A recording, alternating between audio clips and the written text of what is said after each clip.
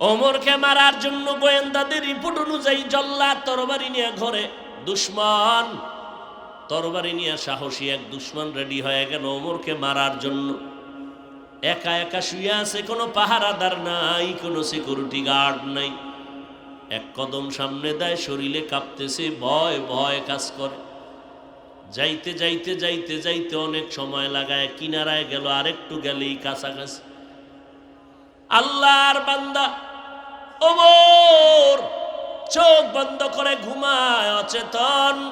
দুশমন তরবারিটি নিয়ে কাছে যাইয়া দেখে ওমর একা ঘুমাইলে কি হবে, জমিনের কোনো মানুষ তারে যদিও পাহারা দেয় না, কিন্তু জঙ্গলের বাঘ ওমরের পাহারা দেয়।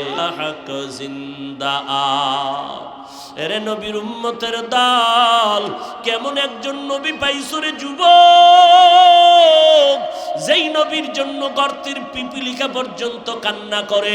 ও আল্লাহ, মদিনার রওজা বাইতুল্লাহ একটু দেখায় দেও, আমি একটু দেখতে চাই। আল্লাহ কয়, মক্কার কবুতর তোর পায়ের সাথে পিপিলিকারে বাজাইয়া মক্কা মদিনা দেখাইয়া জায়গায় পৌঁছাইয়া দে। এরে নবীর উম্মতের দল, ১৫০০ বছর পরেও আজকে আমি বান্দাকে চেয়ারে বসাইছে, যত কারণ আছে এর মধ্যে বড় কারণ মদিনাওয়ালা নবীর সুন্নতের বরকত। আমি যদি আমি প্যান্ট শার্ট পরে বয়ান করি, শুনবেন আপনারা? কেন? কোরআনও আছে, কণ্ঠও আছে, এরপরও শুনবে না কেন? সুন্নতের আকর্ষণ কত এটা বুঝেন। সুন্নতের পোশাকের দাম কত। এরে নবীর উম্মতের দল, ওই মায়ার নবীর চিল্লিনার যুবক, নবীর জন্য মরা গাছ পর্যন্ত কান্না করে। নবী একটা খেজুর গাছের সাথে ট্যাক লাগাইয়া খুতবা পড়ে। এবার সাহাবায়ে কেরাম অনেক অনুরোধ করি এটাকে বাদ দিয়া নতুন এক মিম্বর বানাইছে। সাহাবায়ে কেরাম বলতেছেন, মানুষ যেমন হাউমাউ করে কানলে আওয়াজ হয়, মরা গাছটা থেকে কান্নার আওয়াজ। মায়ার নবী আইসা দাঁড়ায়, কয় গাছ কেন কাঁদু? বলে, নবী আপনার মায়ার কারণে আপনি আমাকে এতদিন ব্যবহার করছেন, এখন করবেন না, এই দুঃখে কান্না করি, কি চাও তুই বল। গাছ ডাক দিয়ে কয়, পয়গম্বর মানুষের মতো আমারে জানাজা পড়াইয়া দাফন করবেন, আমি আপনার সাথে জান্নাতে হাসরের ময়দানে থাকবো। যারা হজ করতে যাবেন বুঝেন না, আলেমরা অনেকে জানেই না, বুঝবে কিভাবে? ওই যে রসুল যেই জায়গায় দাঁড়াইয়া জুমার খুতবা দিতেন, ওই মেহরাবটা এখন ওইভাবেই আছে, ওই জায়গাটাই আলাদা রাখছে। খতিব সাহেবরা মদিনার জুমার খুতবা ওই জায়গায় দাঁড়ায় দেয়। ওই খুতবার জায়গা নবীর ইমামতির জায়গা, এর পাশে মদিনার নবীর রওজা মোবারক, মাঝখানে যেই জায়গাটুকু আছে এটাকে বলে রওজাতুম মির রিয়াজিল জান্নাহ, জান্নাতের টুকরা। ওই জায়গায় যেই খুঁটিটা আছে, পাথরের পিলার, মোটা এক পিলারের মাথায় আরবিতে লেখা আছে সতুনে উস্তুনে হান্নানা। ওই মরা গাছটাই খুঁটি বরাবর মাটিতে দাফন করা আছে। সেই খুঁটি এইটা উস্তুনে হান্নানা তার নাম। আরেফে রুমি আল্লামা জালাল উদ্দিন মাআরিফে মাসনবীর মধ্যে ঘটনা উল্লেখ করেছেন, উস্তুনে হান নানা আজহাজরে রসুল নালামি জাদ হামচুয়ার বাবে মরা গাছ নবীর জন্য পাগল। ওই নবীর চিল্লিনার যুবক ১৫০০ বছর পর কত বড় বড় বড় বড় বিধর্মীরা আজকে নবীর সুন্নতের আদর্শ দেখে মুসলমান হয়ে গেল। আর তোরে রাত্র নাই, দিন নাই, সারাটা রাত সারাটা দিন, ১২টা মাস ৩৬৫ দিন পাও দৈরে দুইরা তাবলিগলারা বুঝায়, পীর সাহেবরা বুঝায়, আমরা বয়ান করি, টাইম মতো খানাও খাইতে পারি না, ঘুমাইতেও পারি না। ও বাবা, এত পায়ে দৈরে দৈরা বুঝানোর পরেও তুমি টুপি পড়তে চাও না, দাড়ি রাখতে চাও না। ও আল্লাহর বান্দারা কি মনে করছো হুজুরদের কথা বুঝি মিথ্যা? ঠিক আছে, আমি মেনে নিলাম, তোমার 1 মিনিটের জন্য হুজুরদের কথা মানার দরকার নেই। এবার আল্লাহ তোমার হাতে একটা গজব উঠায় দিছে বেঈমানের দ্বারা, তোমার হাতে গজবের মোবাইল আছে। তুমি বাংলা ভাষা ভালোই বুঝো, যাও আজকে ঘরে গিয়া তুমি মোবাইলে ডাউনলোড করো, বাংলা কোরআন লিখে সার্চ দাও। এবার 30 পারা কোরআন তোমার মোবাইলে ডাউনলোড করে নাও, 114 সূরা সিরিয়ালে চলে আসবে। তুমি ঘুমের সময় মাঝে মাঝে 1 পৃষ্ঠা 2 পৃষ্ঠা করে বাংলায় তরজমাগুলো দেখো, পারলে ব্যাখ্যা পড়ো। 1500 বছর পর্যন্ত এই কোরআনে একটা ভুল কেউ বের করতে পারে না, অপচেষ্টা করেছিল বহু বেঈমান। পারে নাই তো পারেই নাই, বরং কালেমা পড়ে মুসলমান হয়ে গেল। ওই আল্লাহর কোরআন সত্য, আজও পর্যন্ত একটা নক্তার ভুল কেউ বের করতে পারে নাই। আমার আল্লাহ তো এমনিই চ্যালেঞ্জ দিয়ে রাখছেন, পারলে বের কর। এখনো যদি কোরআনের ভুল বের করে দিতে পারো, দাড়ি টুপি ফালাইয়া নাচ গান করবো আর নামাজ পড়বো না, মসজিদগুলো ভেঙ্গে দিব, পারবি না রে বাবা। ওই কোরআনটা চূড়ান্ত সত্য। এ যুবকেরা, আল্লাহর মোহাব্বতের দিল থেকে বল, ওই কোরআনে জান্নাত জাহান্নামের বয়ান আসেনি? ওই কোরআনের মধ্যে স্পষ্ট আল্লাহ জান্নাতের বয়ান করেছেন, জাহান্নামের বয়ান করেছেন। জান্নাতে কারা যাবে তাও বলেছেন, জাহান্নামে কারা যাবেন তাও বলেছেন। ও আল্লাহর বান্দারা, যারা নেক আমল করবে তারা জান্নাতি যাবে, যারা গুনাহ করবে তারা জাহান্নামের পরিণাম ফল ভোগ করবে। জান্নাতটা কেমন হবে আল্লাহ তাও বয়ান করে বলেছেন, মা তাশতাহি আনফুসুকুম, এমন এক শান্তির জায়গা জান্নাত, যা চাইবা চাওয়ার আগেই পেয়ে যাইবা। তাজরি মিন তাহতিহাল আনহার, যেই জান্নাতের তলদেশে নহর থাকবে, নহর, মধুর নহর, দুধের নহর, পানির নহর। এমন সুন্দর জান্নাত, তোমারে ফেরেশতারা মারহাবা দিয়া স্বাগতম দিয়া জান্নাতে নিবে। সালামুন আলাইকুম তিবতুম ফাদখুলুহা খালিদিন।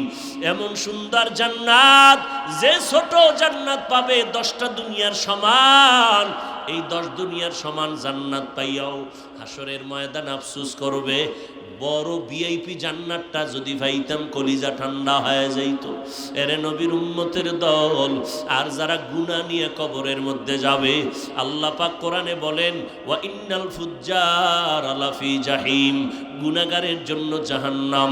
জাহান্নামটা কেমন ভয়ঙ্কর আল্লাহ কোরআন শরীফের মধ্যে বয়ান করেছেন। ওয়াইলুল লিকুল্লি হুমাজাতিল লুমাজা আল্লাযী জামাআ মালান ওয়া আদ্দাদা। ও আল্লাহর বান্দাই সূরাগুলোর তরজমা পড়িয়া দেখো। এরে নবীর উম্মতের দল, একটু মাওলার কোরআনটা হাতে নিয়ে দেখ। যেই কোরআন ধরলে সওয়াব, পড়লে সওয়াব। যেই কোরআনটা বান্দা তাকায়া দেখবা তাতেও সওয়াব।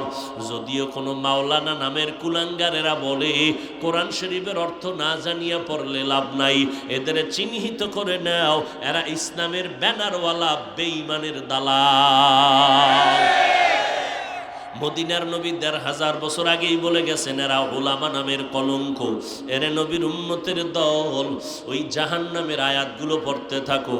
আল কারিআতু মাল কারিআ ওয়া মা আদরাকা মাল কারিআ ইযা যুলজিলাতিল আরদু জিলজালাহা ওয়া আখরাজাতিল আরদু আসকালাহা ওয়া ক্বালাল ইনসানু মা লাহা আলহাকুমুত তাকাসুরু হাত্তা যুরতুমুল মাকাবির কাল্লা সাউফা তা'লামুন সুম্মা কাল্লা সাউফা তা'লামুন। এই সূরাগুলো জাহান্নামের বয়ান। আমার মায়ার নবী আম্মা জান আয়েশা রাদিয়াল্লাহু আনহা বলতেছেন, আমি একদিন তাকাইয়ে দেখি আমার মায়ার নবী আমার রুমে বসে বসে গুনগুন গুনগুন করে কান্না করে। আমি আয়েশা ভয় পেয়ে গেলাম, ও নবী আপনি কাঁদেন কেন? আমি আয়েশা কোনো বেয়াদবি করছি নাকি? আল্লাহর নবী বলেন, না আয়েশা তুমি কেন বেয়াদবি করবা? আম্মা জান বলেন, পয়গম্বর আমি আয়েশার 6 বছরে আপনার সাথে বিয়া হলো, 9 বছর বয়স আমি আপনার ঘরে আসছি, মাত্র আমার 13-14 বছর বয়স, আমার ভুল তো হতেই পারে, এই কারণে কাঁদেন। নবী কয়, না রে আয়েশা। আম্মা জান বলেন, তো কেন কাঁদছেন? আল্লাহর নবী বলেন, আয়েশা হাসরের ময়দানে ভয়ঙ্কর আযাবের কথা আমার মনে পড়ে গেছে। ওই দিন আমার উম্মতের কি হালাত হবে এই চিন্তা করে করে আমি কান্না করি। আম্মা জান বলেন, কেমন হালাত হবে? ও আয়েশা তুমি জানো না, সব নারী পুরুষ উলঙ্গ হাসরের ময়দানে আল্লাহ উঠাবে, উঠাইয়া আল্লাহর আদালতে হাজির করবেন। ওদিকে আল্লাহ বলবে, সূর্য নিচে নেমে আয়। সূর্যটাকে বলবে, যত তাপ আছে জমিনের মধ্যে তুমি সারিয়া দাও। সূর্যের তাপে মানুষের মাথার মগজগুলো ভাতের মারের মতো ফুটতে থাকবে। ওদিকে জাহান্নামের আওয়াজ, আল্লাহ পাককে বলবে জাহান্নাম, ও আল্লাহ কই বেনামাজি গুনাহগারগুলো আমার পেটের ভেতরে দাও, আমার পেটে অনেক ক্ষুধা। ওদিকে আমার আল্লাহ তো রাগান্বিত আওয়াজ দিয়ে হাসরের ময়দানে বসবেন। আল্লাহ এমন আওয়াজটা দিবেন যে আওয়াজে হাসরের ময়দানটা থরথর করে কেঁপে উঠবে। লিমানিল মুলকুল ইয়াউম লিল্লাহিল ওয়াহিদিল কাহ্হার। আম্মা জান আয়েশাকে নবী বলেন এমন এক ভয়ঙ্কর হালাত হাসরের ময়দানে হবে, মানুষগুলো সব উলঙ্গ, কেউ কারো দিকে তাকানোর কোনো হুঁশই থাকবে না, নবীদের কোনো গুনাহ নাই। এমন ভয়ঙ্কর অবস্থা হবে যে নবীরা পর্যন্ত যাদের কোনো গুনাহ নাই এরা উম্মতের কথা ভুলিয়া শুধু নিজেকে বাঁচানোর জন্য পাগল হয়ে কান্না করবেন। আদম নবী বলবেন আল্লাহ আমারে বাঁচাও, এই সূর্যের গরম জাহান্নামের আগুন সহ্য করা যায় না রে আল্লাহ। ঈসা নবী কাঁদবেন আল্লাহ আমাকে বাঁচাও, মুসা নবী কান্না করবেন আল্লাহ আমারে বাঁচাও, ইব্রাহিম নবী উম্মতের কথা ভুলিয়া আমাকে বাঁচাও বলে কাঁদবেন। আম্মা জান আয়েশা বলেন নবী আপনি তো দোজাহানের সরদার, রহমতের নবী, আপনি তখন কি করবেন? আল্লাহর নবী বলেন ও আয়েশা ওই সময় আমি আর দেরি না করিয়া আল্লাহর আদালতে মাকামে মাহমুদে সিজদায় পড়ে যাব আর আল্লাহর দরবারে কান্না করে বলবো আল্লাহ মেহেরবানি করে আমার উম্মতের বাঁচাও, আমার একটা উম্মত যেন জাহান্নামের মধ্যে না যায়। আমার আল্লাহ আমার কান্না দেখে বলবেন নবী আপনি কাঁদবেন না, আপনি আপনার উম্মতগুলো বেছে বেছে জান্নাতের দরওয়াজায় নিয়ে যান। আম্মা জান আয়েশা বলেন নবী আপনি তখন কি করবেন? বলে আমি হাজারো কোটি কোটি মানুষের মধ্য থেকে উম্মতগুলো বাছাই করব। আম্মা জান বলেন আপনি চিনবেন কি করে? বলে আমার উম্মতেরা যারা পাঁচ বেলার নামাজ অজু বানাইয়া করিয়া নামাজ আদায় করত, হাসরের ময়দানে এদের অজুর জায়গাগুলো নূরের আলোতে ঝলমল করতে থাকবে। আমি নবী দেখে দেখে আমার উম্মতগুলো বাছাই করে জান্নাতে নিয়ে যাব। মোহাম্মদকে কোরআন দিতে 23 বছর লাগছে আর তুমি 3 দিনেই সেই কোরআন মুখস্থ করে ফেলবা, কোরআনের মুফাসসির হয়ে যাইবা, গবেষক হয়ে যাইবা তুমি না? এত সোজা? এত কিছু যদি জানো তাহলে কোরআনের দরজায় লেখা আছে আলিফ লাম মিম। এবার আমার দরজা দিয়ে ঢুকতেই তোর কি জানো, তোর এলেমের এত হ্যাডম যদি থাকে তাহলে আমার দরজায় আলিফ লাম মিম আছে, এটার ব্যাখ্যা কইরা ঢোক। সব মুফাসসিরিনে কেরাম ওই দরজায় খাড়ায় খাড়ায় কয় ওয়াল্লাহু আলামু বিমুরাদিহি। আলিফ লাম মিমের এই অর্থ আমি জানি না, কে জানে? কয় আল্লাহ। উম্মা তোমার এলেমের হেডম শেষ, বাহাদুরি করো হুদা চাপার জোরে যে আমি বড় মুফতি সাহেব, আমি বড় মুহাদ্দিস, আমি বড় বক্তা।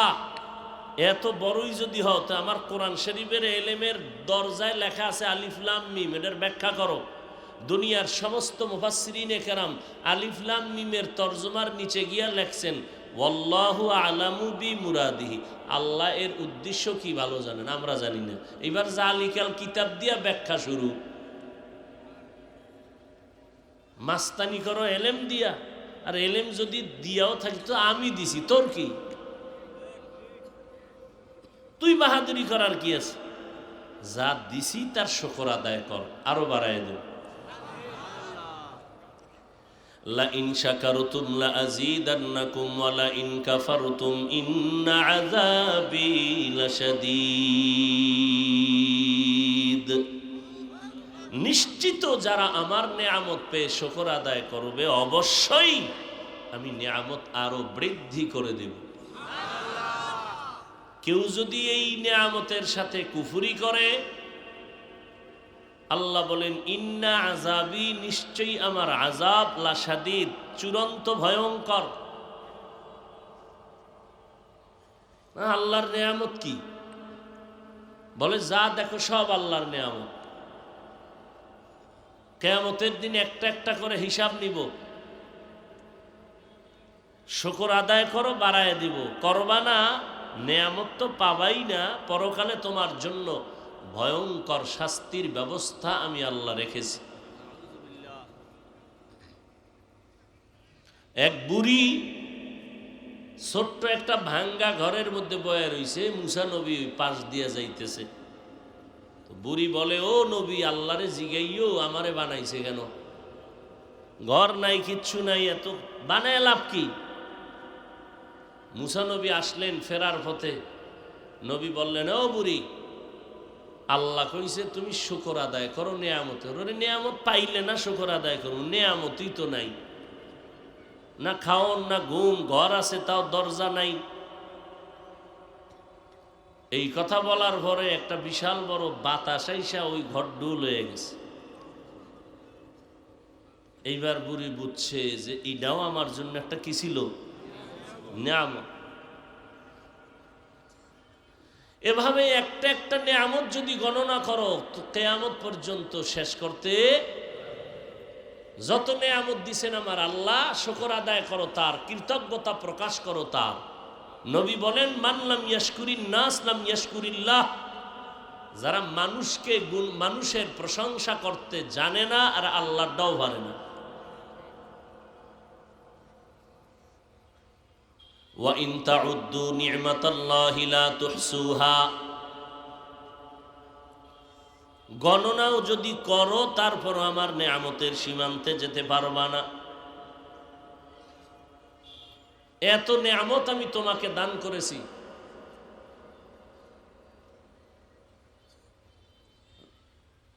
আমার যত নেয়ামতের শুকর কৃতজ্ঞতা সব আমার জন্য। তুমি একটা একটা গণনা করো, পারবা না। তবে আমি আল্লাহ একটা ব্যবস্থা দিলাম, তুমি ওই ব্যবস্থাটা গ্রহণ করলেও তাহলে কিয়ামত পর্যন্ত যত নেয়ামতের শুকর হতে পারে আমার জন্য, তোমার ওই ব্যবস্থার মাধ্যমে একটা সমর্থন হবে। এই সমর্থন দেওয়াটাও শুকর আদায়ের নামান্তর। বলে কেমন? আসমান আল্লাহর এক নেয়ামত, জমিন এক নেয়ামত, পাহাড় এক নেয়ামত, বাতাস এক নেয়ামত, সূর্য এক নেয়ামত, সূর্যের আলো একটা নেয়ামত।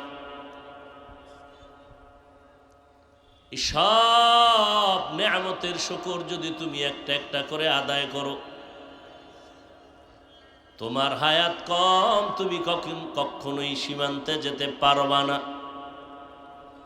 আমি আল্লাহ পদ্ধতি তোমাকে বাতায় দিলাম, ওই পদ্ধতি অবলম্বন করলে অন্তত সমর্থন হবে। সেই পদ্ধতি একটা শব্দের মাধ্যমে ঢুকায় দিলাম। ওই শব্দটা যদি মহব্বত উচ্চারণ করো তো মোটামুটি সমস্ত নেয়ামতকে আল্লাহর গুণগানের সীমানায় পৌঁছানোর প্রতি একটা সমর্থন। হাতছাড়া করা যাবে না, মারতে হবে। আল্লাহ কয়, বান্দা তুই চাইলে কিছু হবে না, আমি মাওলা যা চাইব তাই হবে। মদিনার নবী চায় আবু জাহাল কালেমা ভরো। আল্লাহ কয়, ইন্নাকা লা তাহদি মান আহবাবতা ওয়ালাকিন্নাল্লাহা ইয়াহদি মান ইয়াশা। আপনি মোহাব্বত করলেই চূড়ান্ত হেদায়েত হবে না, চাবি আমার হাতে। আপনার হাতে হেদায়েতের চাবি দেই নাই। আপনি যদি হেদায়েতের চাবি মালিক হয়ে যাইতেন, আবু জাহালকে কেন কালেমা পড়াইতে পারতেন না? আবু লাহাবকেও পারতেন, পারেন নাই কেন? আপনি নবী চাইলে হয় না, আমি আল্লাহ চাইলে হয়। অর্থনবোধক শব্দটা কি? আলহামদুলিল্লাহি রাব্বিল আলামিন। সমস্ত প্রশংসা কার? লিল্লাহ। কেমন আল্লাহ? রব্বুল আলামিন, যিনি হলেন জগৎসমূহের রব। অনেকে তর্জমা করে উভয় জগতের রব। উভয় জগৎ মানে ইহ জগৎ পর জগৎ। এই ব্যাখ্যাটা অসম্পূর্ণ ব্যাখ্যা। কারণ জগৎ তো দুইটা না।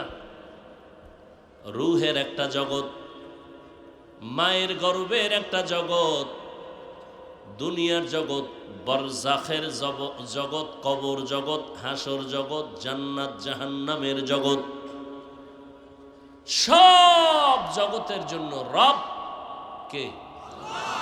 আল্লাহ হলেন রব। রব মানি বাংলায় তরজমা লেখে প্রতিপালক, এটাও অসম্পূর্ণ তরজমা। তাহলে পরিপূর্ণ তরজমা আরো কিছু শব্দ বাড়াইয়া বললে হবে। রব হলেন তিনি সমস্ত মাখলুকতের প্রয়োজনের অগ্রিম আয়োজন করেন যিনি। রব হলেন তিনি সমস্ত মাখলুকতের প্রয়োজনের অগ্রিম আয়োজন করেন যিনি, তিনি হলেন রব। শুধু আমাদের রব। একটা কাক যখন বাচ্চা দেয়, কাক কাউয়া বাচ্চা দেয় না, 3 দিন পর্যন্ত ওই বাচ্চাটারে বাসায় ফালাইয়া মাও যায় না কাছে, ভয়। কেন? বলে ওই কাকটা যখন দুনিয়াতে আসে শরীরের মধ্যে কোনো কালো পশম থাকে না, সাদা, ভয়ে যায় না কাছে। কয়দিন? 3 দিন। এই 3 দিন পর্যন্ত না যাওয়ার কারণে এই বাচ্চাটারে কে খাওয়ায়? বলে একদল পোকা আছে, ওরা উড়ে উড়ে ওদের সামনে আসে, বাসার সামনে, বাচ্চাটা ঠোঁট নিয়ে ওটি ভিতরে নেয়। 3 দিন। 3 দিনের মধ্যে কিছু কালো কালো পশম উঠে, এরপরে মা 3 দিন পরে বাচ্চার কিনারায় যায়। তাহলে 3 দিন কে খাওয়ায়?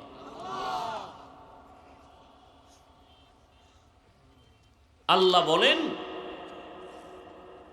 আমি যেই পরিমাণ নেয়ামত দিছি তুমি গণনা করে শেষ করতে, আবার অস্বীকারও করার। ভাবি আইয়ি আলাই রাব্বিকুমা তুকাযযিবান, কোন নেয়ামত তুমি অস্বীকার করবা? দুনিয়াতে যা দেখো সব নেয়ামত, আর এই সব নেয়ামতের কিছু নেয়ামত আছে মৌলিক। মৌলিক নেয়ামত, তুমি একজন মানুষ, এটা তোমার আমার জন্য বড় একটা মৌলিক নেয়ামত। মানুষ আল্লাহ বানানোর পরে দয়া করে আমাকে মুসলমানের ঘরে পাঠাইছেন, এটাও আলাদা একটা স্বতন্ত্র নেয়ামত।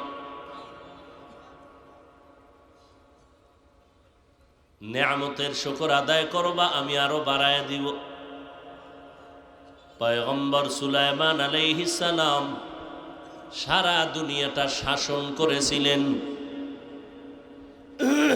আমগো বাংলাদেশের মতো সারা পৃথিবী শাসন করেছিলেন 2 জন মুসলমান, শোষণ করেছিল 2 জন জালেম।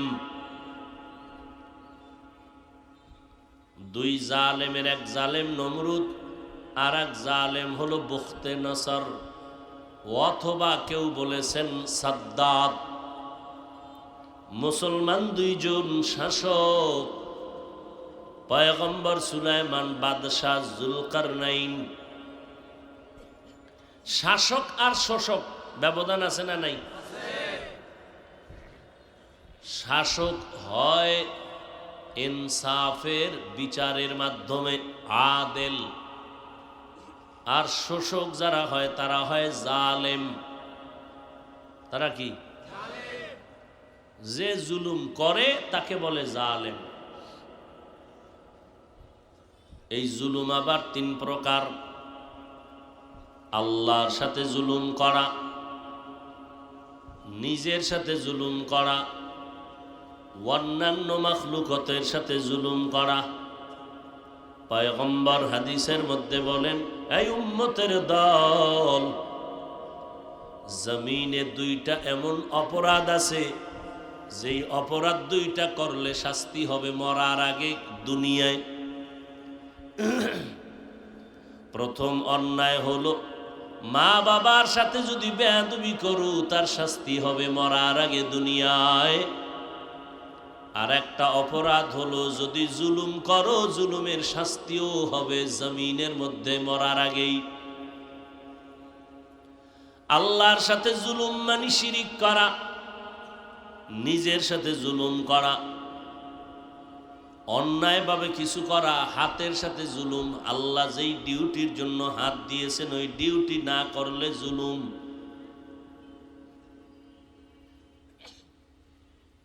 যদি বান্দা ডিউটি ঠিক মতো করো তার নাম হবে ইনসাফ, আদল। যে আদল করে তার নাম আদেল। আর একটু যদি বান্দা বেশি করো তার নাম হবে ইহসান। চূড়ান্ত বরকতের দরজার নাম ইহসান, এর নিচের দরওয়াজার নাম বরকতের ইনসাফ, ইনসাফের নিচের নাম জুলুম।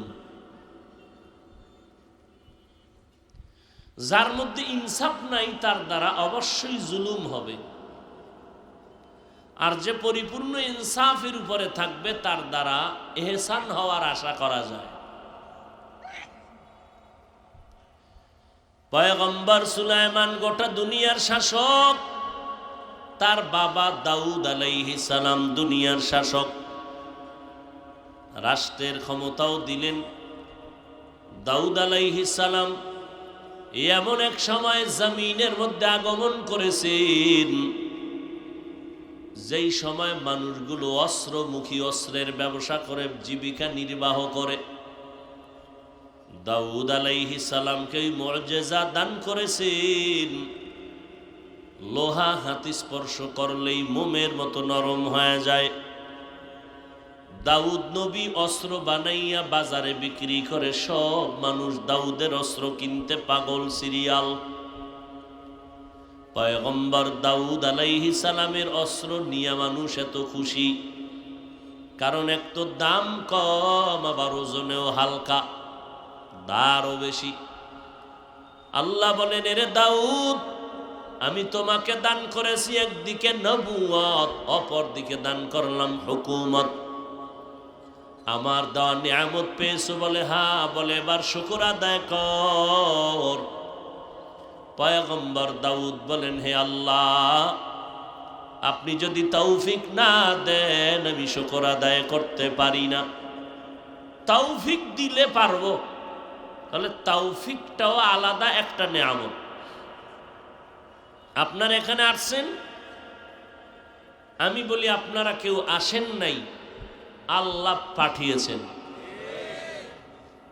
কি কত মানুষ বাড়ির থেকে বলছে আমতলী ঈদগাহ মাঠের ওয়াজে যাই, কিন্তু কপাল খারাপ, প্যান্ডেলে ঢুকতে পারে না, দোকানে আড্ডায় কবিরা গুনায় লিপ্ত। আবার আসতে ভাই একদল প্যান্ডেলে ঢুকিয়াও আবার বঞ্চিত হয়ে আছে, গজবের মোবাইল নিয়ে ব্যস্ত হইয়া বয়ানটা কলবে ঢুকাইতে পারে না, নজর আর ধ্যান খেয়াল মোবাইল। আবার একদল বয়ান শুনতেছে, মোনাজাতের আগে ওইটা চলে যাবে। 2 ঘন্টা বয়ান শোনার ধৈর্য হলো, 5 মিনিটের জন্য দোয়া করার ধৈর্য হয় না, কপাল পোড়া। এজন্য আল্লাহ তৌফিক দিলে সব সম্ভব, আল্লাহ যদি তৌফিক না দেন কোনোটাই সম্ভব হবে না। আল্লাহ বলেন, এরে দাউদ আমার শুকর আদায় কর। দাউদ বলেন, ও আল্লাহ, তৌফিক না দিলে হবে না। আল্লাহ বলেন, আমি তৌফিক দিয়া দিলাম। বন্ধ করো, আমি তৌফিক দিয়া দিলাম, যাও এবার করো। দাউদ আলাইহিস সালাম কয়, এবারও পারুম না। কেন? বলে আমার শুকরের তুলনায় আপনার তৌফিক নামের নিয়ামতটা অনেক বড়, সেই তুলনায় আমার শুকর একেবারে নগণ্য। আল্লাহ কয়, তুমি এটা বুঝতে পারছো? বলে হ্যাঁ। যে বুঝতে পাইরা নিজেরে ছোট মনে করছো, আমি এটাকেই শুকর হিসাবে কবুল করে নিলাম। শুকরে নিয়ামত, নিয়ামতাত আফজু কুনাত, কুফরে নিয়ামত আজকা ফাতবিরু কুনাত। হামদুল্লাকা শুকরে লাকা ইয়া যুলমিনান, হাজিরিয়া নাজরি বর হালেমান। সব নিয়ামতের মধ্যে মৌলিক নিয়ামত আমি মানুষ। আল্লাহ আমাকে মানুষ বানাইছেন, ইচ্ছা করলে আমাকে তো মানুষ না বানায় পশু বানাইতে পারতেন। কি যেমন বর্তমানে মিস্টার ডারউইনের গোলামেরা কয় আমগো আল্লাহ বানরের থেকে আল্লাহ বানায় নাই, বানরের থেকে আমরা আসছি। আল্লাহ তো ওই নাস্তিক বেঈমানের মতো আমারও বানরের মধ্য দিয়ে পাঠাইতে পারতেন। আমরা কই না না, গলায় ছুরি লাগবে, মরে যাব, তারপর আমরা বানরের সৃষ্টি বলবো না। আমাদের স্রষ্টা আমার আল্লাহ, আমরা আদমেরই সন্তান, আমরা মানুষ, আমরা পশু নয়, আমরা মানুষ। পশু যারা, এদের জবানের আওয়াজও পশুর মতো। যেমন একজন শিক্ষিত এমবিবিএস ডাক্তার মুসলমানের ঘরে জন্ম নেওয়ার পর, এমবিবিএস ডাক্তার অনেক শিক্ষা অর্জন করার পর এবার বলে আমি মহিলা মানুষ, আমার পেটে বাচ্চা নেওয়ার অধিকার আমার। একজন স্বামীরে আমি বানাইয়া তার থেকেই বাচ্চা নিবে, এটা কেমন কথা? এটা তো একচাটিয়া জুলুম করছে আল্লাহ, বড় জালেম। এমবিবিএস ডাক্তার মহিলা কয় আমার পেটে বাচ্চা নেওয়ার অধিকার আমার, আমি যেখান থেকে মনে চায় সেখান থেকে বাচ্চা নিব। একজন এমবিবিএস ডাক্তার এই কথা বলার দ্বারা প্রমাণ করলো যেখান থেকে মনে চায় সেখান থেকে বাচ্চা আমগো দেশে কুকুর নিরা নেয়, কোনো মানুষ নেয় না। কুত্তায় বাচ্চা নেওয়ার কোনো নির্দিষ্ট স্বামী আসেনি। তাহলে কোনো মানুষ যদি বলে আমিও যেখান থেকে মনে চায় সেখান থেকে পেটে বাচ্চা নিব, এর থিওরি আর কুত্তার থিওরির ব্যবধান কি? এরা আল্লাহ বানাইছে মানে না, এগো বানরের থেকে হইছে মনে হয়। আল্লাহ হেদায়াত দান করুন। আরো জোরে বলেন। মরা তো লাগবেই, যত চুপ থাকবেন ওই কথা কয় না, নরমের জম শক্তের ভক্ত। নরম থেকে আর লাভ নাই, কারণ নাস্তিকগুলো এরা দেখতেছে এই বাংলাদেশে ওরা মাস্তানি করে আগাইতে পারে না, এরপরও খোঁচাইতেই থাকে। তার মানে নিজেও খামু না, তোরাও খাইতে দেব না। কুত্তার মেজাজ নিয়ে থাকে। আমরা হিন্দুদের বিরুদ্ধে বলি না, খ্রিস্টানের বিরুদ্ধে বলি না, ইহুদির বিরুদ্ধে বলি না, আমরা মুসলমানের বাতে পায় দইরা মুসলমানিত্ব ঠিক রাখার বয়ান করি। নামাজ পড়ো, রোজা রাখো, পর্দা করো, হালাল খাও, মা বাবার খেদমত করো, গালি দিও না, গীবত করিও না, অন্যের হক নষ্ট করিও না, কত সুন্দরভাবে বয়ান করি। এরপরও নাস্তিকগুলো খালি ধাক্কাইতেই থাকে। ওই ইসলামের উপর আক্রমণ, মুসলমানের উপর আক্রমণ। আবার একদল মৌলবীও টাকা দিয়া খরিদ কইরা মুসলমানের পেছনে লাগাই দিছে।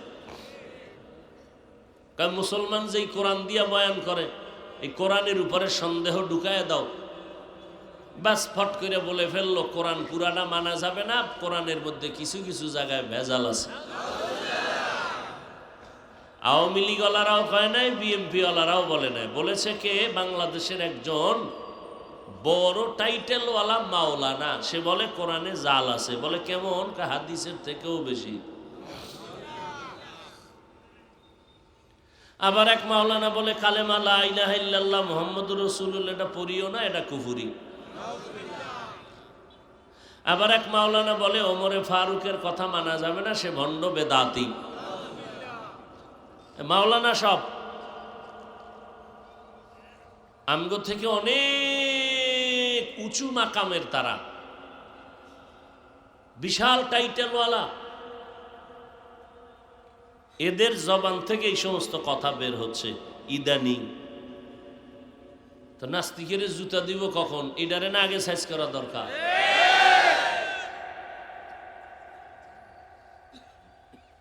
বেঈমানেরা, নাস্তিকেরা বলতেছে বানরের তৈরি। ওরে কোরআন শরীফের মধ্যে জাল আছে যদি এই কথা কারো অন্তরে থাকে, তো আল্লাহ আছে কথার কোনো ভিত্তি আছে? ইসলামের কোনো ভিত্তি আছে? আমাকে হুজুরগিরি আর কোনো ভিত্তি আছে? তো এটার তাকে ফারাইয়ে মারা দরকার।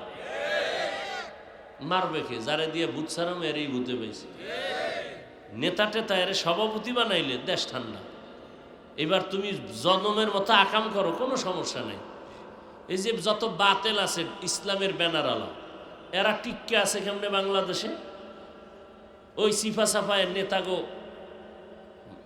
একেবারে ফুলায় টুলায় কোনো জায়গায় বসায় রাখছে, বাস এবার হুজুর ভিতরে ভিতরে আকাম করতেছে, নেতার খবর নেই। আল্লাহ হেদায়াত দান করুন। এই বাংলাদেশ মাদ্রাসা আলেম ওলামা অভাব নাই, আর সেই দেশে দাঁড়াইয়া কোরআন শরীফের বিরুদ্ধে, নবীদের বিরুদ্ধে, সাহাবায়ে কেরামের বিরুদ্ধে বলিয়াও তারা শান্তিভাবে জীবনযাপন করতেছে। জাতি কোনো খবরই নেই, সব ঘুমায়, সব ঘুমায়।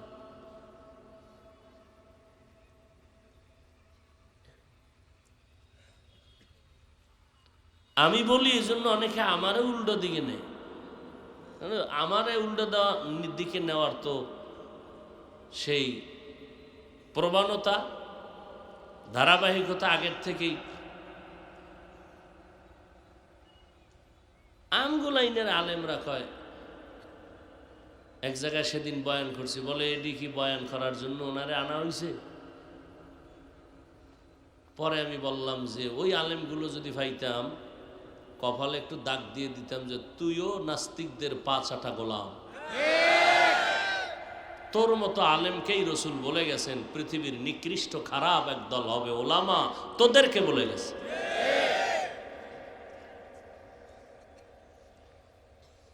আল্লাহ হেদায়াত দান করুন। হায় হায়, আল্লাহ হেফাজত করছে। সরমনাইর কোনো মাওলানারা বলে নাই, তাই উভয় আসিল না। দেওবন্দি কোনো মাওলানা বলে নাই কোরআনে জাল, কালেমা কুফুরি। তাহলে মনে হয় মানববন্ধন করত ওই ইসলামের ব্যানারওয়ালা মুনাফেকেরা। নাস্তিকরা মাদ্রাসার বিরোধিতা করে, ওরা করবে, দুশ্মনের কাজই দুশ্মনী করা। কিন্তু মাওলানা হইয়া আবার মাদ্রাসার বিরোধিতা করে কেন?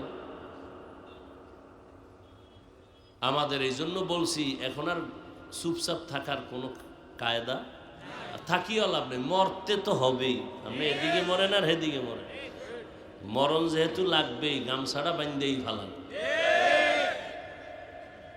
আল্লাহর ব্যাপারে, রসুলের ব্যাপারে, কোরআনের ব্যাপারে, হাদিসের ব্যাপারে, ইসলামের ব্যাপারে কোনো ছাড় দেওয়া হবে না, কোনো ছাড় নাই। আমি ঘরের দরজা আটকাইয়াও যদি নিরাপদে থাকি, এরপরও আজরাইল আইব তো।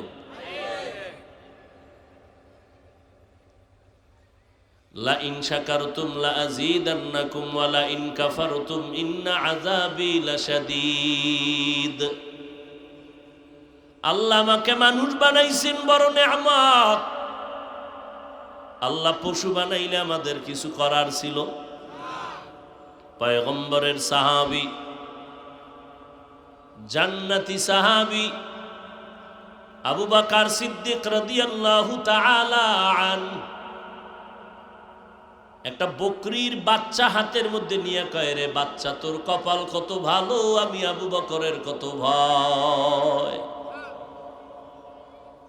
তুই বাঁচতে আস্তে বড় হবি, বনি আদমরা তোরে জবাই করে খাইয়া শক্তি অর্জন করে ইবাদতে কাটাবে, তোর জান্নাত নাই, জাহান্নাম নাই। আর আমি আবু বকরের আল্লাহ বানাইছেন মানুষ, আমার সামনে জান্নাত আছে, জাহান্নাম আছে। কবরে জানি কত বছর আমাকে পড়ে থাকতে হয় ওই অন্ধকার ঘর। আজকে যদি আমি তোর মতো বকরি হয়ে যাইতাম, আমার কোনো হিসাব লাগতো না। অথচ জান্নাতি সাহাবাদের মধ্যে প্রথম কে? আবু বকর সিদ্দিক রাদিয়াল্লাহু আনহু। কি পরিমাণ জাহান্নামের অন্তরে ভয়! আল্লাহর মোহব্বত নিয়ে বান্দা চলেন। আল্লাহ বলে, রে বান্দা, তোরে মানুষ বানাইছি, এটা বড় নেয়ামত, শুকর আদায় করবি। শুধু আলহামদুলিল্লাহ বললে শুকর আদায়ের হক আদায় হবে না, শুধু আলহামদুলিল্লাহ বললে হবে। একজনে 100 বিশাল এক তসবিহ কিনছে, 1000 দানা, এখন শুকর আদায় করে আলহামদুলিল্লাহ আলহামদুলিল্লাহ আলহামদুলিল্লাহ। 100 বার হইলি একটা বিড়ি। কি শুকর আদায় হবে? তোমার আলহামদুলিল্লাহর কোনো দাম নাই। তাহলে হাকিকাতে শুকর কি? আল্লাহ যেই কাজের জন্য যা বানাইছেন ওই জিনিসটা ওই কাজে ব্যবহার করার নাম হলো আসল শুকর। আল্লাহ আমারে মানুষ বানাইছেন, এখন এর শুকর কেমনে আদায় করব? আল্লাহ বলেন আমি তোরে যেই কাজের জন্য বানাইছি ওই কাজ করবি তো শুকর আদায় হবে। বলে কেন বানাইছেন? ওয়ামা খালাকতুল জিন্না ওয়াল ইনসা ইল্লা লিয়াবুদুন।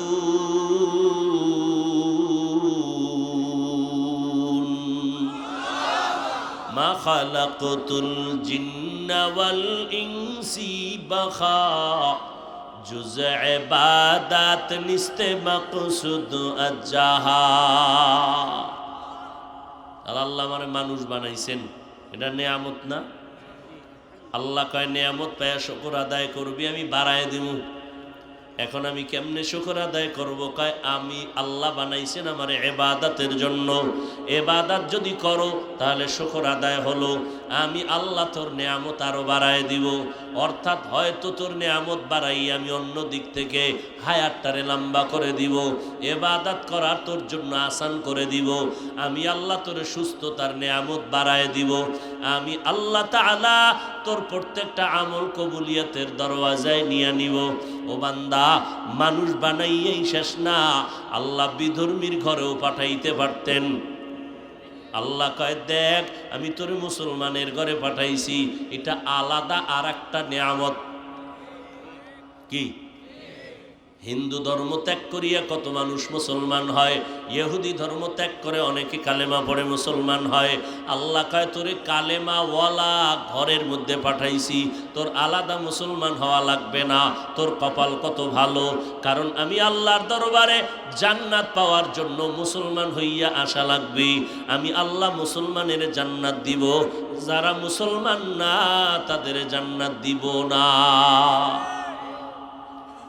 ইয়া আইয়ুহাল্লাযীনা আমানুত্তাকুল্লাহা হাক্কা তুকাতিহি ওয়া লা তামুতুন্না ইল্লা ওয়া আনতুম মুসলিমুন।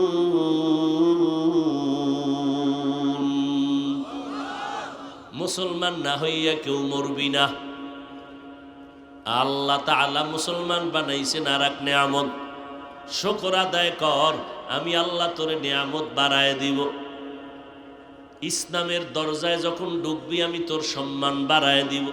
কোটিপতি হইয়াও এত সম্মান পায় না একজন নামাজি কোরআন পড়নেওয়ালা নবীর সুন্নাতওয়ালা যেই সম্মান পায়। আল্লাহ বলেন তোরে মুসলমান বানাবার পর আমি আলাদা করে তোরে আরো নেয়ামত দিলাম, তুই আখিরি নবীর উম্মত। আমি তোরে এমন একজন নবীর উম্মত বানাইছি যেই নবীর তুলনা নাই। কেমন নবী পাইলি রে গোলাম? যেই নবীর চেহারা দেখলেই পেটের ক্ষুধা নিবারণ হয়ে যায়, এমন একজন নবীর উম্মত তোরে বানাইলাম যেই নবীর জন্য সারা মাখলুকাত পাগলের মতো হইয়া আছে। এমন একজন নবীর উম্মত তোরে বানাইছি, অন্য নবীর উম্মতেরা গুনাহ করলে ঘুমের মধ্যে চেহারা পাল্টায়া যাইত। আমি আল্লাহ তোর চেহারা গুনাহ করার পরেও কেন পাল্টাই না? তুই মুহাম্মদের উম্মত। আমি তোরে মুহাম্মদের উম্মত বানাইছি, শুকর আদায় কর। বলে কেমনে করবি? কয় নবীর রেখে যাওয়া সুন্নতের আমল করো, আমি আল্লাহ তোরে আরো বাড়ায় দিব। আমি আল্লাহ তোরে জান্নাতীদের মধ্যে অন্তর্ভুক্ত করে নিব। দুনিয়াতে সুন্নতের আমলের দ্বারা মর্যাদা বাড়ায় দিব, মানুষের অন্তরের মধ্যে মোহাব্বত বাড়ায় দিব। সুন্নতের আমল কর, আমি আল্লাহ অন্য মাখলুকতের মধ্যে মোহাব্বত বাড়ায় দিব।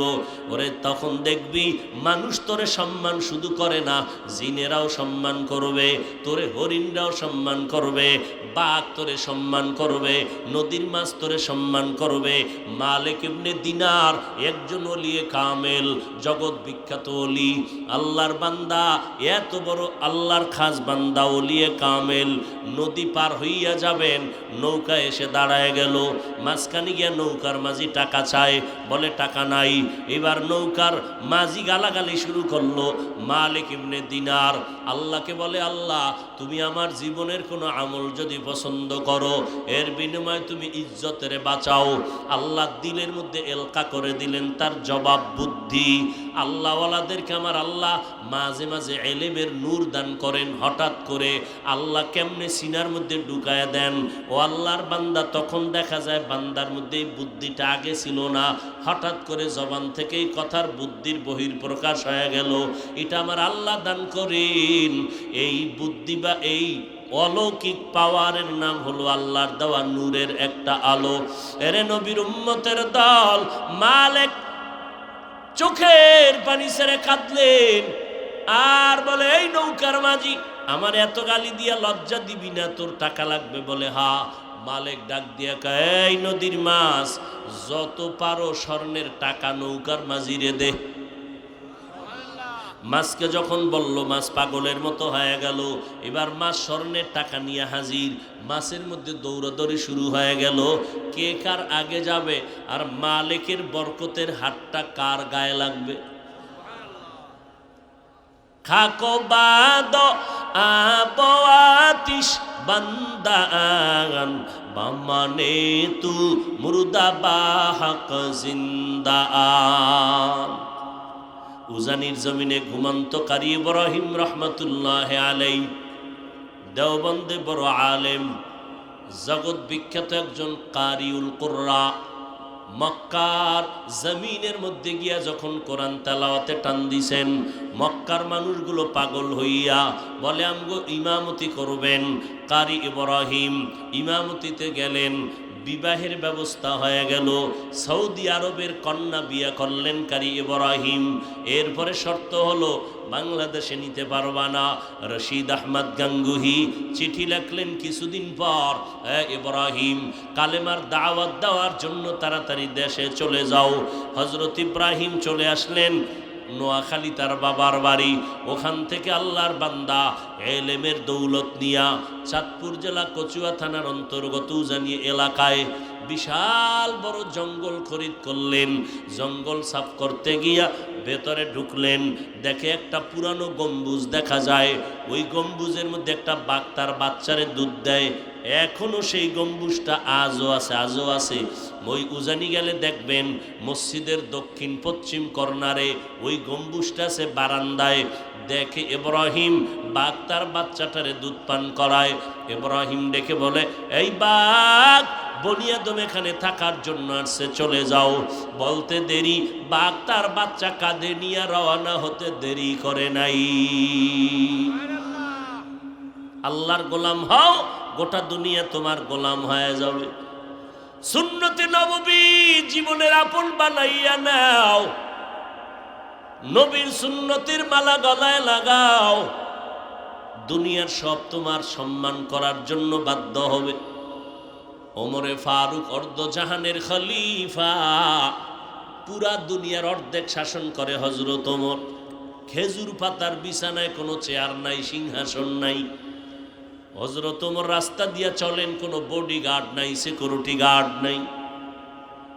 দুশ্মনেরা কয়, এত বড় একজন ওমরকে মারার জন্য গোয়েন্দাদের রিপোর্ট অনুযায়ী জল্লাদ তরবারি নিয়ে ঘরে। দুশ্মন তরবারি নিয়ে সাহসী এক দুশ্মন রেডি হয়ে গেল ওমরকে মারার জন্য। একা একা শুয়ে আছে, কোনো পাহারাদার নাই, কোনো সিকিউরিটি গার্ড নাই। এক কদম সামনে দেয়, শরীরে কাঁপতেছে, ভয় ভয় কাজ করে। যাইতে যাইতে যাইতে যাইতে অনেক সময় লাগায়, কিনারায় গেল, আরেকটু গেলেই কাছাকাছি। আল্লাহর বান্দা ওমর চোখ বন্ধ করে ঘুমায়, অচেতন। দুশ্মন তরবারিটি নিয়ে কাছে যাইয়া দেখে ওমর একা ঘুমাইলে কি হবে, জমিনের কোনো মানুষ তারে যদিও পাহারা দেয় না, কিন্তু জঙ্গলের বাঘ ওমরের পাহারা দেয়। জিন্দা এরে নবীর উম্মতের দল, কেমন একজন নবী পাইছো রে যুবক, যেই নবীর জন্য গর্তের পিপিলিকা পর্যন্ত কান্না করে, ও আল্লাহ মদিনার রওজা বাইতুল্লাহ একটু দেখায় দেও, আমি একটু দেখতে চাই। আল্লাহ কয়, এই মক্কার কবুতর তোর পায়ের সাথে পিপিলিকারে বাজাইয়া মক্কা মদিনা দেখাইয়া জায়গায় পৌঁছাইয়া দে। এরে নবীর উম্মতের দল ১৫০০ বছর পরেও আজকে আমি বান্দাকে চেয়ারে বসাইছে, যত কারণ আছে এর মধ্যে বড় কারণ মদিনাওয়ালা নবীর সুন্নতের বরকত। আমি যদি আমি প্যান্ট শার্ট পরে বয়ান করি, শুনবেন আপনারা? কেন? কোরআনও আছে, কণ্ঠও আছে, এরপরও শুনবে না কেন? সুন্নতের আকর্ষণ কত এটা বুঝেন। সুন্নতের পোশাকের দাম কত? এরে নবীর উম্মতের দল, ওই মায়ার নবীর চিল্লিনার যুবক নবীর জন্য মরা গাছ পর্যন্ত কান্না করে। নবী একটা খেজুর গাছের সাথে ট্যাক লাগাইয়া খুতবা পড়ে। এবার সাহাবায়ে কেরাম অনেক অনুরোধ করি এটাকে বাদ দিয়া নতুন এক মিম্বর বানাইছে। সাহাবায়ে কেরাম বলতেছেন, মানুষ যেমন হাউমাউ করে কানলে আওয়াজ হয়, মরা গাছটা থেকে কান্নার আওয়াজ। মায়ার নবী আইসা দাঁড়ায় কয়, গাছ কেন কাঁদু? বলে, নবী আপনার মায়ার কারণে আপনি আমাকে এতদিন ব্যবহার করছেন, এখন করবেন না, এই দুঃখে কান্না করি, কি চাও তুই বল। গাছ ডাক দিয়া কয়, পয়গম্বর মানুষের মতো আমারে জানাজা পড়াইয়া দাফন করবেন, আমি আপনার সাথে জান্নাতে হাসরের ময়দানে থাকবো। যারা হজ করতে যাবেন বুঝেন না, আলেমরা অনেকে জানেই না, বুঝবে কিভাবে? ওই যে রসুল যেই জায়গায় দাঁড়াইয়া জুমার খুতবা দিতেন, ওই মেহরাবটা এখন ওইভাবেই আছে, ওই জায়গাটাই আলাদা রাখছে। খতিব সাহেবরা মদিনার জুমার খুতবা ওই জায়গায় দাঁড়ায় দেয়। ওই খুতবার জায়গা নবীর ইমামতির জায়গা, এর পাশে মদিনার নবীর রওজা মোবারক, মাঝখানে যেই জায়গাটুকু আছে এটাকে বলে রওজাতুম মির রিয়াজিল জান্নাহ, জান্নাতের টুকরা। ওই জায়গায় যেই খুঁটিটা আছে পাথরের পিলার, মোটা এক পিলারের মাথায় আরবিতে লেখা আছে সতুনে উস্তুনে হান্নানা। ওই মরা গাছটাই খুঁটি বরাবর মাটিতে দাফন করা আছে, সেই খুঁটি এইটা উস্তুনে হান্নানা তার নাম। আরেফে রুমি আল্লামা জালাল উদ্দিন মাআরিফে মাসনবীর মধ্যে ঘটনা উল্লেখ করেছেন, উস্তুনে হান নানা আজহাজরে রসুল নালামি জাদ হামচুয়ার বাবে উকুল। মরা গাছ নবীর জন্য পাগল। ওই নবীর চিল্লিনার যুবক ১৫০০ বছর পর কত বড় বড় বড় বড় বিধর্মীরা আজকে নবীর সুন্নতের আদর্শ দেখে মুসলমান হয়ে গেল। আর তোরে রাত্র নাই দিন নাই, সারাটা রাত সারাটা দিন, ১২টা মাস ৩৬৫ দিন পাও ধরে দুইরা তাবলিগলারা বুঝায়, পীর সাহেবরা বুঝায়, আমরা বয়ান করি, টাইম মতো খানাও খাইতে পারি না, ঘুমাইতেও পারি না। ও বাবা, এত পায়ে ধরে ধরে বুঝানোর পরেও তুমি টুপি পড়তে চাও না, দাড়ি রাখতে চাও না। ও আল্লাহর বান্দারা কি মনে করছো হুজুরদের কথা বুঝি মিথ্যা? ঠিক আছে, আমি মেনে নিলাম, তোমার 1 মিনিটের জন্য হুজুরদের কথা মানার দরকার নেই। এবার আল্লাহ তোমার হাতে একটা গজব উঠায় দিছে বেঈমানের দ্বারা, তোমার হাতে গজবের মোবাইল আছে, তুমি বাংলা ভাষা ভালোই বুঝো, যাও আজকে ঘরে গিয়া তুমি মোবাইলে ডাউনলোড করো, বাংলা কোরআন লিখে সার্চ দাও। এবার 30 পারা কোরআন তোমার মোবাইলে ডাউনলোড করে নাও, 114 সূরা সিরিয়ালে চলে আসবে। তুমি ঘুমের সময় মাঝে মাঝে 1 পৃষ্ঠা 2 পৃষ্ঠা করে বাংলায় তর্জমাগুলো দেখো, পারলে ব্যাখ্যা পড়ো। ১৫০০ বছর পর্যন্ত এই কোরআনে একটা ভুল কেউ বের করতে পারে না, অপচেষ্টা করেছিল বহু বেঈমান, পারে নাই তো পারেই নাই, বরং কালেমা পড়ে মুসলমান হয়ে গেল। ওই আল্লাহর কোরআন সত্য, আজও পর্যন্ত একটা নক্তার ভুল কেউ বের করতে পারে নাই। আমার আল্লাহ তো এমনিই চ্যালেঞ্জ দিয়ে রাখছেন, পারলে বের কর। এখনো যদি কোরআনের ভুল বের করে দিতে পারো, দাড়ি টুপি ফালাইয়া নাচ গান করবো আর নামাজ পড়বো না, মসজিদগুলো ভেঙ্গে দিব, পারবি না রে বাবা। ওই কোরআনটা চূড়ান্ত সত্য। যুবকেরা, আল্লাহর মোহাব্বতের দিল থেকে বল, ওই কোরআনে জান্নাত জাহান্নামের বয়ান আসেনি? ওই কোরআনের মধ্যে স্পষ্ট আল্লাহ জান্নাতের বয়ান করেছেন, জাহান্নামের বয়ান করেছেন। জান্নাতে কারা যাবে তাও বলেছেন, জাহান্নামে কারা যাবেন তাও বলেছেন। ও আল্লাহর বান্দারা, যারা নেক আমল করবে তারা জান্নাতি যাবে, যারা গুনাহ করবে তারা জাহান্নামের পরিণাম ফল ভোগ করবে। জান্নাতটা কেমন হবে আল্লাহ তাও বয়ান করে বলেছেন, মা তাশতাহি আনফুসুকুম, এমন এক শান্তির জায়গা জান্নাত, যা চাইবা চাওয়ার আগেই পেয়ে যাইবা। তাজরি মিন তাহতিহাল আনহার, যেই জান্নাতের তলদেশে নহর থাকবে, নহর, মধুর নহর, দুধের নহর, পানির নহর। এমন সুন্দর জান্নাত, তোমারে ফেরেশতারা মারহাবা দিয়া স্বাগতম দিয়া জান্নাতে নিবে। সালামুন আলাইকুম তিবতুম ফাদখুলুহা খালিদিন। এমন সুন্দর জান্নাত, যে ছোট জান্নাত পাবে 10টা দুনিয়ার সমান, এই 10 দুনিয়ার সমান জান্নাত পাইয়াও হাসরের ময়দান আফসোস করবে, বড় ভিআইপি জান্নাতটা যদি পাইতাম কলিজা ঠান্ডা হয়ে যাইত। এরে নবীর উম্মতের দল, আর যারা গুনাহ নিয়ে কবরের মধ্যে যাবে, আল্লাহ পাক কোরআনে বলেন, ওয়া ইন্নাল ফুজ্জার লাফি জাহিম, গুনাহগারের জন্য জাহান্নাম। জাহান্নামটা কেমন ভয়ঙ্কর আল্লাহ কোরআন শরীফের মধ্যে বয়ান করেছেন। ওয়াইলুল লিকুল্লি হুমাজাতিল লুমাজা আল্লাযী জামাআ মালান ওয়া আদ্দাদা। ও আল্লাহর বান্দাই সূরাগুলোর তরজমা পড়িয়া দেখো। এরে নবীর উম্মতের দল, একটু মাওলার কোরআনটা হাতে নিয়ে দেখ। যেই কোরআন ধরলে সওয়াব, পড়লে সওয়াব। যেই কোরআনটা বান্দা তাকায়া দেখবা তাতেও সওয়াব। যদিও কোনো মাওলানা নামের কুলাঙ্গারেরা বলে কোরআন শরীফের অর্থ না জানিয়া পড়লে লাভ নাই, এদের চিহ্নিত করে নাও, এরা ইসলামের ব্যানারওয়ালা বেঈমানের দালাল। মদিনার নবী ১৫০০ বছর আগেই বলে গেছেন, এরা উলামা নামের কলঙ্ক। এরে নবীর উম্মতের দল, ওই জাহান্নামের আয়াতগুলো পড়তে থাকো। আল কারিআতু মাল কারিআ ওয়া মা আদরাকা মাল কারিআ ইযা যুলজিলাতিল আরদু জিলজালাহা ওয়া আখরাজাতিল আরদু আসকালাহা ওয়া ক্বালাল ইনসানু মা লাহা আলহাকুমুত তাকাসুরু হাত্তা যুরতুমুল মাকাবির কাল্লা সাউফা তা'লামুন সুম্মা কাল্লা সাউফা তা'লামুন। এই সূরাগুলো জাহান্নামের বয়ান। আমার মায়ার নবী আম্মা জান আয়েশা রাদিয়াল্লাহু আনহা বলতেছেন, আমি একদিন তাকাইয়ে দেখি আমার মায়ার নবী আমার রুমে বসে বসে গুনগুন গুনগুন করে কান্না করে। আমি আয়েশা ভয় পেয়ে গেলাম, ও নবী আপনি কাঁদেন কেন? আমি আয়েশা কোনো বেয়াদবি করছি নাকি? আল্লাহর নবী বলেন, না আয়েশা তুমি কেন বেয়াদবি করবা? আম্মা জান বলেন, পয়গম্বর আমি আয়েশার 6 বছরে আপনার সাথে বিয়া হলো, 9 বছর বয়স আমি আপনার ঘরে আসছি, মাত্র আমার 13-14 বছর বয়স, আমার ভুল তো হতেই পারে, এই কারণে কাঁদেন। নবী কয়, না রে আয়েশা। আম্মা জান বলেন, তো কেন কাঁদছেন? আল্লাহর নবী বলেন, আয়েশা হাসরের ময়দানে ভয়ঙ্কর আযাবের কথা আমার মনে পড়ে গেছে। ওই দিন আমার উম্মতের কি হালাত হবে এই চিন্তা করে করে আমি কান্না করি। আম্মা জান বলেন, কেমন হালাত হবে? ও আয়েশা তুমি জানো না, সব নারী পুরুষ উলঙ্গ হাসরের ময়দানে আল্লাহ উঠাবে, উঠাইয়া আল্লাহর আদালতে হাজির করবেন।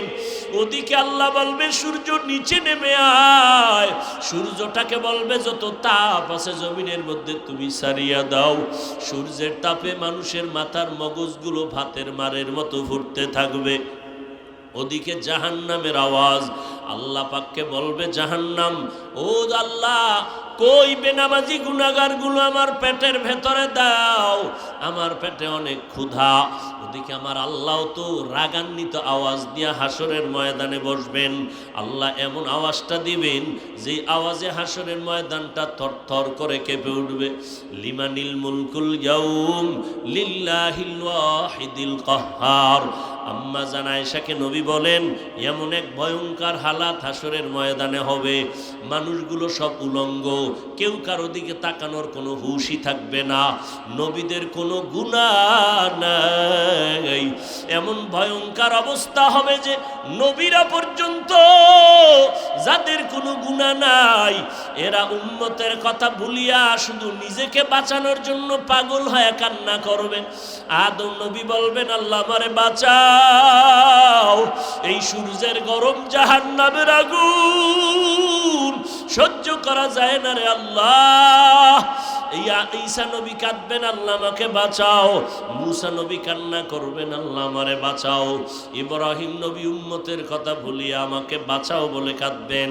আম্মা জান আয়েশা বলেন, নবী আপনি তো দোজাহানের সরদার, রহমতের নবী, আপনি তখন কি করবেন?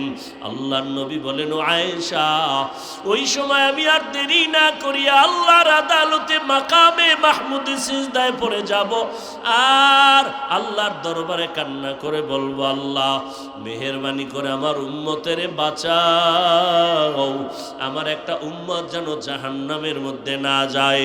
আমার আল্লাহ আমার কান্না দেখে বলবেন, নবী আপনি কাঁদবেন না, আপনি আপনার উম্মতগুলো বেছে বেছে জান্নাতের দরওয়াজায় নিয়ে যান। আম্মা জান আয়েশা বলেন, নবী আপনি তখন কি করবেন? বলে, আমি হাজারো কোটি কোটি মানুষের মধ্য থেকে উম্মতগুলো বাছাই করব। আম্মা জান বলেন, আপনি চিনবেন কি করে? বলে, আমার উম্মতেরা যারা 5 বেলার নামাজ ওযু বানাইয়া করিয়া নামাজ আদায় করত, হাসরের ময়দানে এদের ওযুর জায়গাগুলো নূরের আলোতে ঝলমল করতে থাকবে। আমি নবী দেখে দেখে আমার উম্মতগুলো বাছাই করে জান্নাতে নিয়ে যাব। এরে নবীর উম্মতের দল, ও মুরব্বী, ও যুবক, তোমার মতো যুবক স্কুল কলেজে পড়িয়াও নামাজ ছাড়ে না, তুমি কেন পারো না রে বাবা? তোমার মতো যুবক রাস্তায় গাড়ি চালায়, নামাজ ছাড়ে না, তুমি কেন পারো না? তোমার মতো বান্দা তাকায় দেখো, ব্যবসা করে, চাকরি করে, নামাজ বাদ দেয় না, তুমি কেন পারবা না রে বাবা? আল্লাহর নবীর সুন্নতের মালা গলায় লাগাও, আল্লাহর মুহাব্বত নিয়ে শুকর আদায় করো, ওলামায়ে কেরামের পরামর্শ নিয়ে চলো, মা বাবার দোয়া নিয়ে সামনে আগাও। আল্লাহ পাক তো তওবার দরজা খুলে রাখছেন। বান্দা জীবন ভর যদি গুনাহ করো, খাঁটি অন্তরে যদি চোখের পানি ছেড়ে তওবা করো, আমি তোমার জিন্দেগীর সমস্ত গুনাহগুলো মাফ করে দিব 1 মিনিটের মধ্যেই। ও আল্লাহর বান্দারা, শয়তানের ধোকায় পড়ে যত অন্যায় করেছো রে বাবা, আজকে থেকে খাঁটি অন্তরে তওবা করো।